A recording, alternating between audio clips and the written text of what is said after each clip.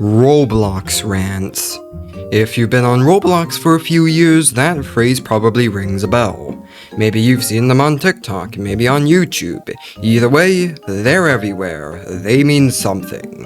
Which is what I would say if most of them weren't complete slop now. Anyway, hello everyone, my name is Soularia, and today we're talking about Roblox Rants. And if you're not familiar with what a rant even is, it's basically when someone goes off about something for a while, usually with actual passion behind it. The irony is that the so-called passion is exactly what most of these rants don't have anymore. I'll get into that later. But for now, let's begin. Before we dive into the bad stuff, let's actually talk about what good Roblox rants look like. The kind of rant people can genuinely relate to, not the OMG my school found out about my YouTube channel type of slop. Take this channel for example, Mortis Roblox Rants. They rant about a real problem on YouTube Shorts, green screen kids. You know, the ones who just slap their face over someone else's short and basically steal the entire video? And the worst part, they usually end up getting more views than the original creator without doing anything. Even though I don't scroll through shorts anymore, the frustration here is completely valid. I've seen my share of green screen kids and yeah, it's something that needs to stop. They also cover stuff like the Forsaken fandom on Roblox, which honestly doesn't need an explanation at this point.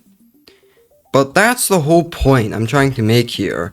We need more creators like this. People who actually talk about real issues, who feel relatable, close, personal, and not just creators chasing trends or pumping out whatever the algorithm wants.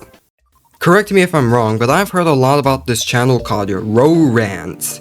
Some people say the stories are fake, some defend them, but from everything I've seen, yeah, most of his rant content is made up. So we're starting with him. Let's dive right into his school-adjacent rants. His most popular short is the one where he claims the popular girls in school bullied him for having a Roblox YouTube channel. The story goes, the girls found out about his channel, said some nasty things, bought his merch, and then asked him to sign it. Then his friends supposedly laughed like it was the funniest thing they'd ever seen, but wait, plot twist, the girls secretly wanted to blow up on TikTok too. And sure, they did get attention, but the exposed kind, not the clout they were hoping for kind. Yeah, that's the level of storytelling we're dealing with. These days, YouTube and TikTok are filled with these "my school did X" stories, complete with shock emojis, bass-boosted sound effects, and sped-up gameplay, for all the 8-year-olds doom scrolling on their iPad. And of course, there's the classic "my principal tried to delete my YouTube channel" nonsense. Now, onto the Roblox-adjacent rants. To be completely honest, most of his opinions are just echoes of what everyone else has already said. It's predictable, it's safe, and it's forgettable. This is the textbook definition of slop.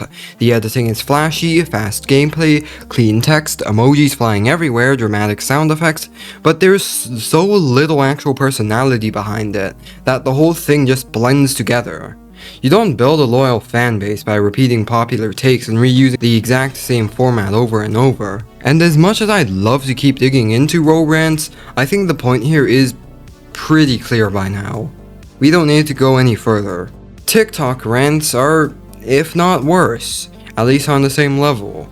I mean seriously, how is this even a rant? I searched Roblox rant on TikTok and got whatever the hell this character AI style fantasy backstory is supposed to be. Like, come on, if you're going to drag the same story over and over, at least make it believable. No human being is buying your over-the-top anime fantasy story from school. At this point, it's not a rant anymore, it's just peak corniness. Well hey, anything for the views, right? And then there's the whole 2026 is gonna be peak trend. Wait, what? Why? How is that a rant? What is even happening here? Alright, so we've roasted the slop, we've laughed at the chaos, but now the real question is, what can we actually do about it? How do we get Roblox rants back to being relatable, personal, and actually entertaining? Let's talk about that. So being completely honest, Roblox rants have pretty much lost their meaning in the current landscape. Rants are supposed to feel personal, relatable, and actually express frustration, not whatever people mean when they say 2026 is gonna be peak. But do people care? Not really. Most of these so-called rants just use the exact same formula. Roblox obby gameplay, plain text floating in the middle, a couple emojis, dramatic sound effects, a meme clip or two, and boom. Instant content.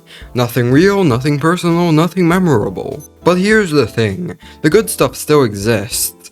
Creators like Mortis Roblox Rants show that actual thought, personality, and storytelling can still shine through. And while we can't stop the flood completely, the best thing we can do as viewers is support the people who genuinely care. The ones who actually have something to say instead of making another "my school exposed my YouTube channels" clone. But with all that said, thank you all so much for watching, and as always, I'll see you all next time.